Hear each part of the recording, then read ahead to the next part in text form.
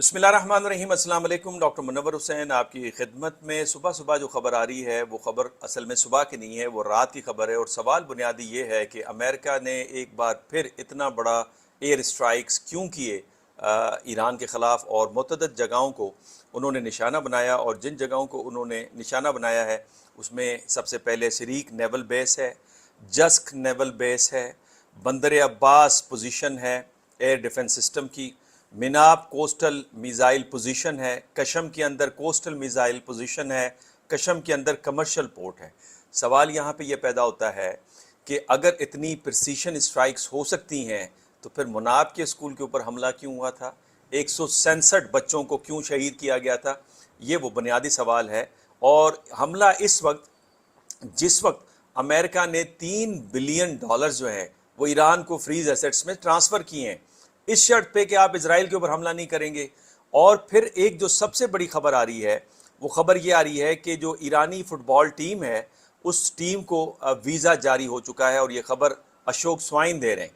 वो कह रहे हैं कि ईरानी जो वर्ल्ड कप फुटबॉल प्लेयर्स हैं उनको अमेरिका का वीज़ा मिल चुका है। अब वो मैक्सिको से फ्लाई करेंगे अमेरिका के अंदर और ये मैच अपना खेलेंगे 15 जून को मैच होगा। जा भी से रहें।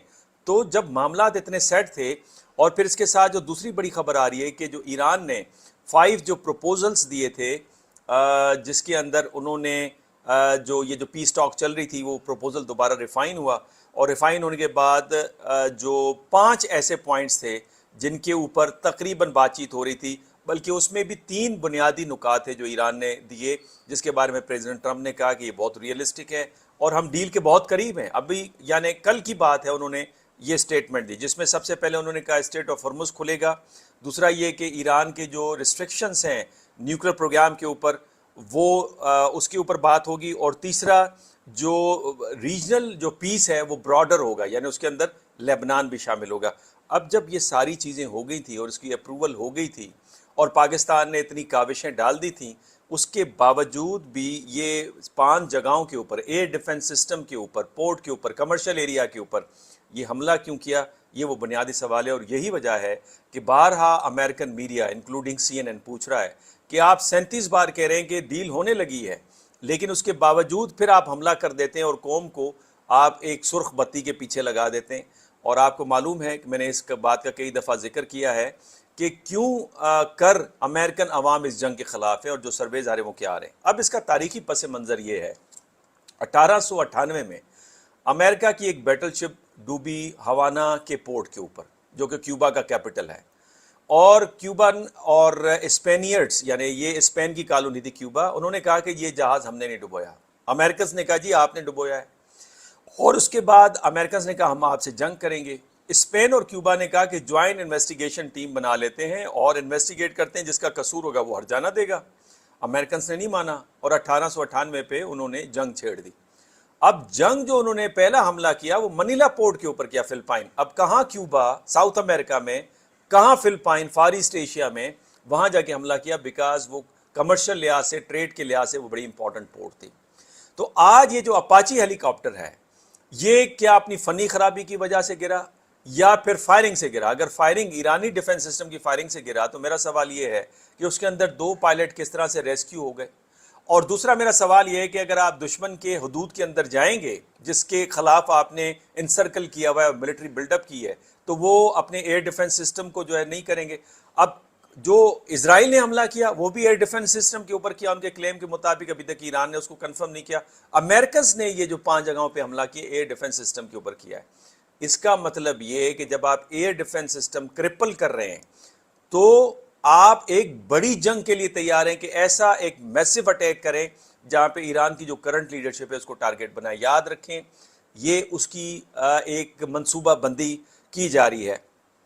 तो लिहाजा इस वक्त तनकीद चल रही है और तनकीद ये चल रही है कि आपने जो 6 मुकामात के ऊपर हमला किया है, जिसमें सिरिक नेवल बेस है, जसक नेवल बेस है, बंदर अब्बास है और मिनाब कोस्टल मिज़ाइल पोजीशन है, कशम कोस्टल मिज़ाइल पोजीशन है, कशम कमर्शियल पोर्ट है, ये आपने इसलिए किया है कि आप एक मैसिव अटैक के लिए सोच रहे हैं। इतनी बड़ी मिलिट्री आपने बिल्डअप की हुई है।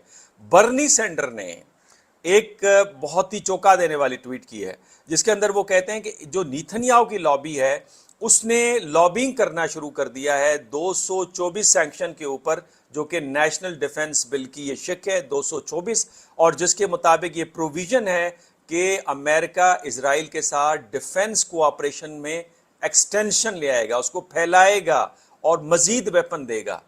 امریکن عوام 61 سے 63% کہہ رہی ہے کہ اسرائیل فرسٹ پالیسی نہ رکھیں، امریکہ فرسٹ پالیسی رکھیں۔ وہ سمجھتی ہے کہ یہ جنگ اسرائیل کی ہے، امریکہ کی نہیں ہے۔ وہ سمجھتے ہیں اس جنگ کی وجہ سے امریکہ کے اسٹریٹجک اہداف ان کو بہت سیریس نقصان پہنچا ہے اور امریکہ کے تعلقات دنیا میں خراب ہوئے ہیں۔ وہ سمجھتے ہیں کہ پریزیڈنٹ ٹرمپ کی پالیسیز پہ اعتبار نہیں کیا جا سکتا، لیکن اس کے باوجود آپ یہ قدم اٹھا رہے ہیں، اور پھر کانگریس یہ بل پاس کر یہ 224 سینکشن ڈیفنس بل کا، اور اسرائیل کو مزید آپ تعاون پرووائڈ کرنے کی بات کریں، جس پہ سینڈی برنر کہتے ہیں کہ American people do not want more U S military aid to Israel, we must defeat section 224۔ اس کے اوپر ووٹنگ ہوگی۔ اب ڈیموکریٹس بھی ریپبلکنس کی بھی مدد لے رہے ہیں۔ آپ کو پتا ہے وار ریزولوشن جو سینٹ کے اندر پاس ہوئی، 4 ریپبلکنس نے ووٹ دیا ڈیموکریٹ ریزولوشن کے فیور میں، اور اسی طرح جب جوائنٹ ہاؤس ہوا تو اس جوائنٹ ہاؤس کے اندر بھی انہوں نے ووٹ کیا ان فیور آف، 4 ریپبلکنس نے ووٹ کیا ان فیور آف ڈیموکریٹس کی ریزولوشن پہ۔ تو کانگریس کے اندر بھی ریپبلکنس بھی پریشان ہیں۔ اب سوال یہ پیدا ہوتا ہے کہ جب آپ بار بار پبلک اوپینین جو ریفلیکٹ ہو رہی ہے اس کو اگنور کریں گے تو نتیجہ کیا نکلے گا؟ نتیجہ ان ہاؤس تبدیلی آئے گی، رجیم چینج ہو جائے گی امریکہ میں۔ اور کل سے آپ نے نوٹ کیا ہوگا امریکہ کی جو میڈیا ہے وہ کہہ رہا ہے کہ جی پریزیڈنٹ ٹرمپ فزیکلی فٹ نہیں ہے، اور اگر یہ فٹ ہوتے تو یہ بار بار میڈیکل چیک اپ کیوں ہو رہے ہیں؟ اگر فٹ ہوتے تو میٹنگز کے دوران یہ بار بار سو کیوں جاتے ہیں؟ تو لہٰذا یہ فٹ نہیں ہے، اور فٹ نہیں ہے تو اس کا مطلب کیا ہے؟ اس کا مطلب یہ ہے کہ مارکو روبیو صاحب جو اسٹیٹ سیکرٹری ہیں یا جے ڈی وینس صاحب جو وائس پریزیڈنٹ ہیں وہ پریزیڈنٹ بن سکتے ہیں، اور وہ دونوں حضرات اس دوڑ میں لگے ہوئے ہیں۔ پہلے دن سے جے ڈی وینس صاحب نے اس وار سے اختلاف کیا۔ ابھی کل کی جو ان کی ٹویٹ ہے وہ بھی بڑی انٹرسٹنگ ہے۔ انہوں نے کہا کہ یہ اسرائیل مانے یا نہ مانے ہم ڈیل کر کے رہیں گے، اور اگر اسرائیل اس ڈیل پہ عمل نہیں کرے گا تو پھر اسرائیل تنہا ہوگا، ہم اس کا ساتھ نہیں دیں گے۔ یہی بات پریزیڈنٹ ٹرمپ نے کہی، اس کے بعد آپ نے فوراً حملہ کر دیا۔ اس کا مطلب یہ کہ آپ کے اوپر اسرائیلی پریشر اتنا ہے، جس کا ذکر جو بائیڈن صاحب کی جو وائف ہیں انہوں نے اپنے ڈپلومیٹک میموئر کے اندر مینشن کیا ہے کہ جب نیتن یاہو آ رہا تھا 2024 میں ملنے کے لیے تو میں نے اپنے شوہر جو بائیڈن سے کہا کہ آپ امریکہ دنیا کے طاقتور ترین ملک کے پریزیڈنٹ ہیں، آپ طاقت کے ساتھ، روب کے ساتھ نیتن یاہو کے ساتھ ملیں۔ جو پریزیڈنٹ ملتا ہے کمزوری کے ساتھ کیوں ملتے ہیں؟ آپ اپنی ویکنیس کو کیوں ظاہر کرتے ہیں؟ اور آپ کو یہ بھی یاد ہوگا کہ نیتن یاہو صاحب نے کہا تھا کہ I know how to manipulate the American presidents. تو اس ساری صورتحال میں جو امریکہ کے جو اسٹریٹجک مفادات ہیں ان کو نقصان پہنچ رہا ہے۔ ایک تو امریکہ کے جو خطے کے اندر حمایتی ممالک ہیں ان کی اکانومی کا اشر دیکھیے، میں نے کئی بار اس کو کوٹ کیا ہے۔ اور پھر آپ صرف ایران کے خلاف نیول بلاکیڈ نہیں کر رہے، آپ پوری گلوبل اکانومی کو ہلا رہے ہیں۔ اور پھر اس صورت میں جب آپ اکیلے پاور نہیں ہیں، اس صورت میں جب آپ کو پتا ہے کہ اس وقت چائنا، رشیا اور ایران کے درمیان میں ڈیفنس پیکٹ ہونے جا رہا ہے، اب یہ نئی خبر ہے کہ ایران اور چائنا کے درمیان میں ایک ڈیفنس پیکٹ سائن ہونے جا رہا ہے۔ تو جب یہ معاملات آپ کے سامنے ہیں اور ملٹی پولیرٹی ایمرج کر چکی ہے، اس صورت کے اندر جب آپ $1 ٹریلین لگا کے 45 دنوں کی جنگ لڑ کے نیول بلاکیڈ کر کے کچھ حاصل نہیں کر پائے، اس ایرانی قوم کے جو ریزالو ہے اس کو آپ اس پہ شک کر رہے ہیں، اور نیتن یاہو کی آپ نے اس ازمپشن کو تسلیم کیا ہوا ہے کہ ایران کے اوپر پریشر سے ہم کنسیشنز ایکسٹریکٹ کر سکتے ہیں، اور اسی کے اوپر آپ لگے ہوئے۔ اور نہ فقط یہ بلکہ اس کے ساتھ اسرائیل کی تو کنڈیشن یہ ہے کہ وہ وار مونگرنگ نیشن بن گئی، جس طرح انڈیا ہے۔ وہ چاہے نیتن یاہو ہیں یا اپوزیشن لیڈر نفتالی بینٹ ہیں، وہ یہ سمجھتے ہیں کہ جنگ ان کی قوم کے لیے ضروری ہے تاکہ اندرونی طور پہ مضبوط رہے اور بیرونی طور پہ وہ اپنی طاقت کا اظہار کرتے رہیں۔ اور یہی وجہ ہے کہ انہوں نے کہا جی ایران کا تھریٹ اگر نیوٹرلائز ہوتا ہے تو اگلا طوفان آ رہا ہے مصر سے اور ترکی سے۔ وہ بار بار اس بات کا اظہار کر رہے ہیں۔ وہ نالا نظر آتے ہیں سعودی عرب اور پاکستان سے، اور نیتن یاہو یہ کہتے نظر آتا ہے کہ ہمارے تعلقات امریکہ کے ساتھ اگر خراب ہیں تو it is all because of Pakistan. تو کہنے کا مقصد یہ کہ اس ساری صورتحال میں چاہے نفتالی بینٹ آ جائے اپوزیشن لیڈر یا نیتن یاہو نظر آئے، دونوں وار کی سچویشن میں رہیں گے، اور وہ حزب اللہ کے اوپر حملے کرتے رہیں گے، گو کہ انہیں کامیابی حاصل نہیں ہوگی۔ وہ کیجولیٹیز بھی سسٹین کریں، روز کیجولیٹی سسٹین کریں۔ ایک فگر کے مطابق 50,000 اسرائیلی فوج جو آئی ڈی ایف ہے اس کے جو سپاہی ہیں، اس کے جو فوج کے اراکین ہیں وہ نفسیاتی بیماری کے شکار ہو چکے ہیں۔ 50,000 اگر 2 لاکھ کی فوج میں 50,000 نفسیاتی بیمار ہو جائے تو آپ کیا اندازہ لگا سکتے ہیں کہ اس فوج کا کیا حشر ہے. تو اتنا آسان ان کے لیے یہ بات ہمیں نظر نہیں آ رہی. آ جائیں لاسٹ جو میرا پوائنٹ ہے وہ یہ کہ پریزیڈنٹ ٹرمپ جو ہیں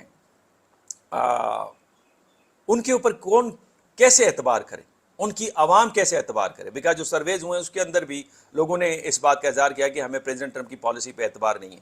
کیوں اعتبار نہیں ہے؟ اعتبار اس لیے نہیں ہے کہ پریزیڈنٹ ٹرمپ صاحب نے 55 دفعہ یہ فرمایا ہے, 55 دفعہ, کہ وہ ایران کو شکست دے چکے ہیں. اگر آپ ایران کو شکست دے چکے ہیں تو دوبارہ حملہ کیوں کر رہے ہیں؟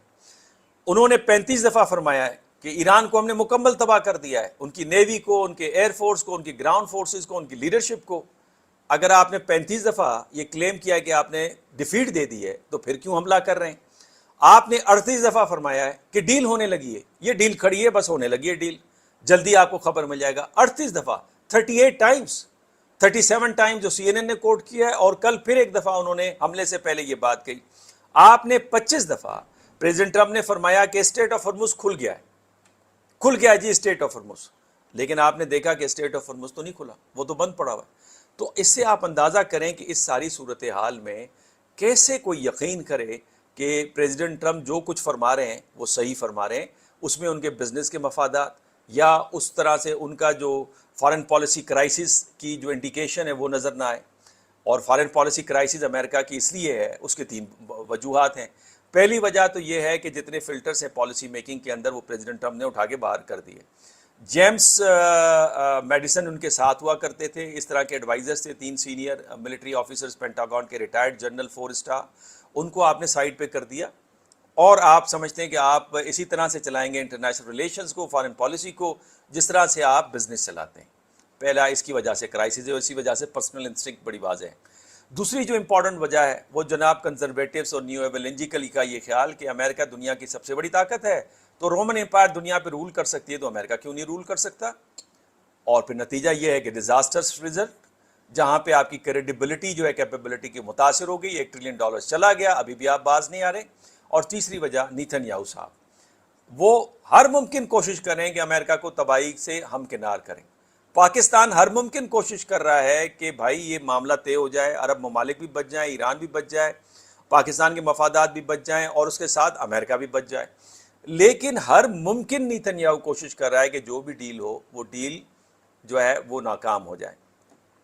اس سارے منظرنامے میں یہ جو میں نے پہلے خبر دی کہ ایرانی فٹ بال ٹیم جو ہے, اس کو اشوک سوائن نے ٹویٹ کیا ہے, جس میں ان کو یہ فلائی کرنے کی اجازت مل گئی ہے, ویزا مل گئی ہے. 15 جون کو وہ اپنا پہلا میچ امریکہ کے اندر کھیلیں گے. آپ اپنی رائے سے مجھے نوازے گا. اجازت دیجیے, اللہ نے کے بعد.